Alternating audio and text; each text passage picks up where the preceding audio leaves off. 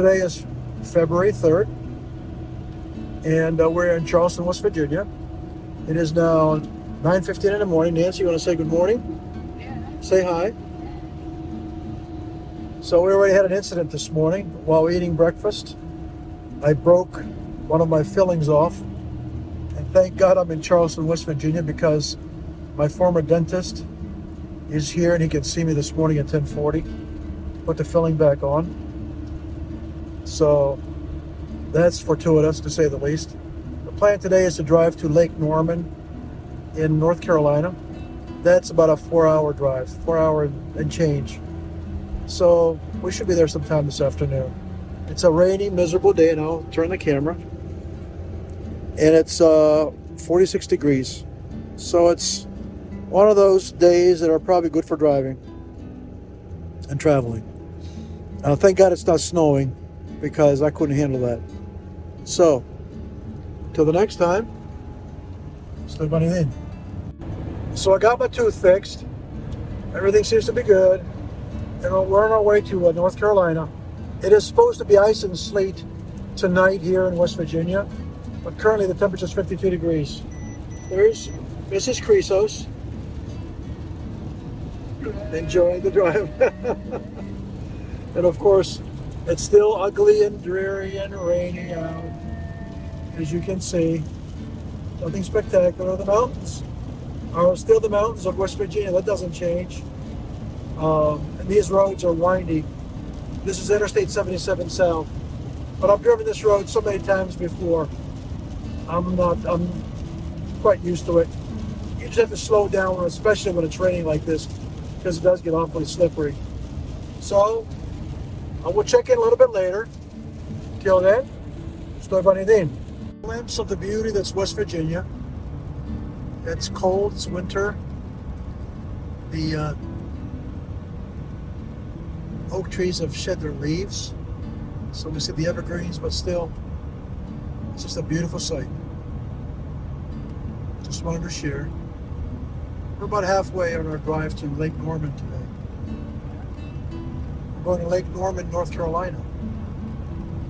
So, till the next time, estoy banidin. So we're going to be leaving West Virginia here in a couple miles.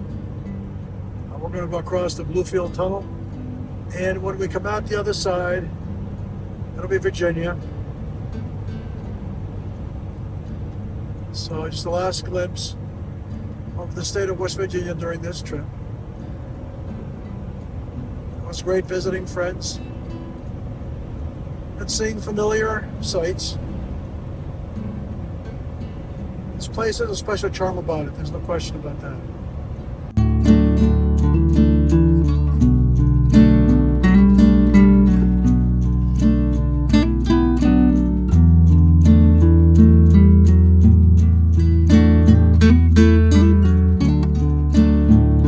A video of this interchange because I've traveled this road. This is Interstate 77. I've traveled this road countless of times. We used to go this way to Myrtle Beach, but especially Hilton Head, essentially every year for spring break when my sons were little. So we've traveled up and down this road a lot. So I've got great stories, many stories, some good, some bad, none terrible. But this particular interchange here, 8177, one time I took 81 north by mistake.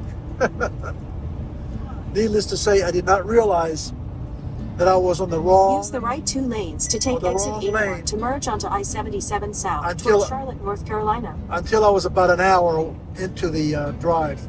So I turned around, but in doing that I lost 2 hours.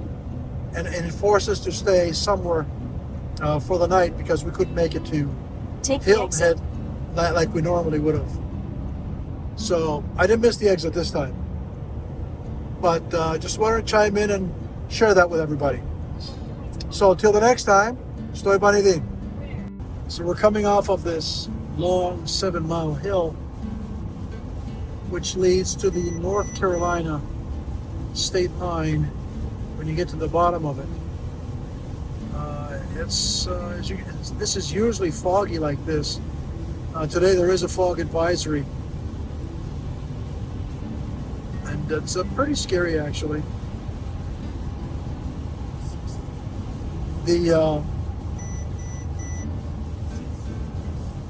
There's runaway truck ramps essentially every mile and a half. But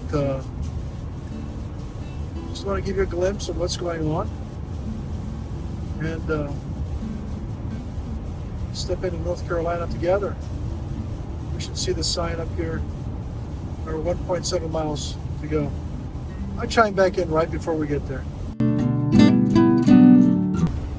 Okay.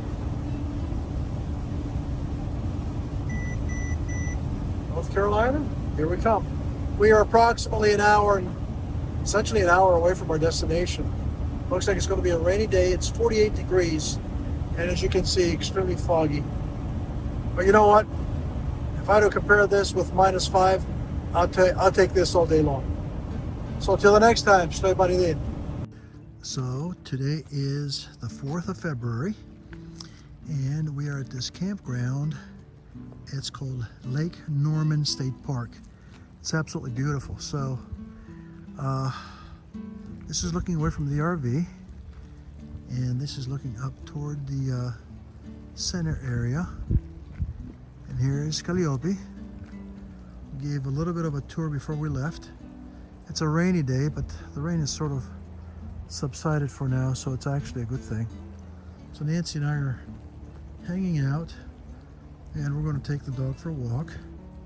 So let's see what Mrs. Crisos is doing. Say hi, Mrs. Crisos. Hi. Gonna go for a walk? Okay. You gonna go? Okay. Well, come on, I'll go back and get Tessa. So Tessa's in the background. Here's the back of, I'm sure that in the summertime this is absolutely spectacular, but unfortunately this isn't summer, this is winter. Wintertime, it's not nearly as you would expect or as you would want to make it a really fruitful stay. There really isn't much you can do on a day like this. You can't even go on the trails because they are really muddy. So what we're going to do is we're going to grab the dog, and here's Tessa's den. I'm just going to open it up, and no, and there's Tessa's den. No, oh, she came out, but that's where she's staying. She's got her bed there in the garage, and I've got her caged off while she's come here. Got her caged off while we have come here. Come here. Come here. There's someone excited to see her. So we'll basically chime out until we get back on the trail or on the road, and we'll turn this back on. So we're on a little walk. Say hi, Nancy. Hi. And there's Tessa. Tessa. And we're headed down toward the lake. Lake Norman's off in the distance. You can see it there behind the trees. So we're going down that way. Tessa, of course, doesn't know how to walk, so she's being trained while we can not to pull.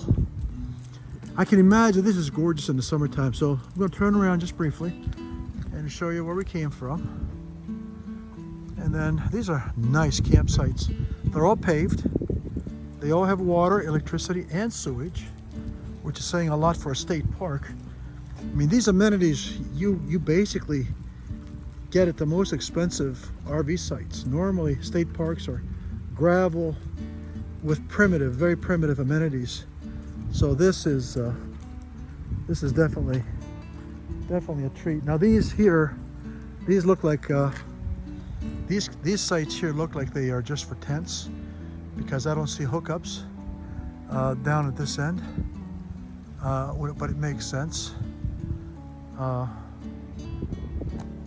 So we'll walk along a little bit and we'll chime back in. So this is about as close as we're going to get to Lake Norman, I believe. This is campsite number 14. So we've walked along. It's just a big circle. And there's Mrs. Crisos. Hi. And there's Tessa. Hi, Tessa. There's Tessa. Who's being very well behaved, actually. So, Tessa. we'll continue our walk. At least get a workout, somewhat of a workout today on this dreary. It's not cold. It's about 55 degrees right now, so it's not that cold. But it just feels. It's one of those days where you really don't feel like doing much. What do you think, Nancy? Yeah. Yeah. So till the next time, stay by the din.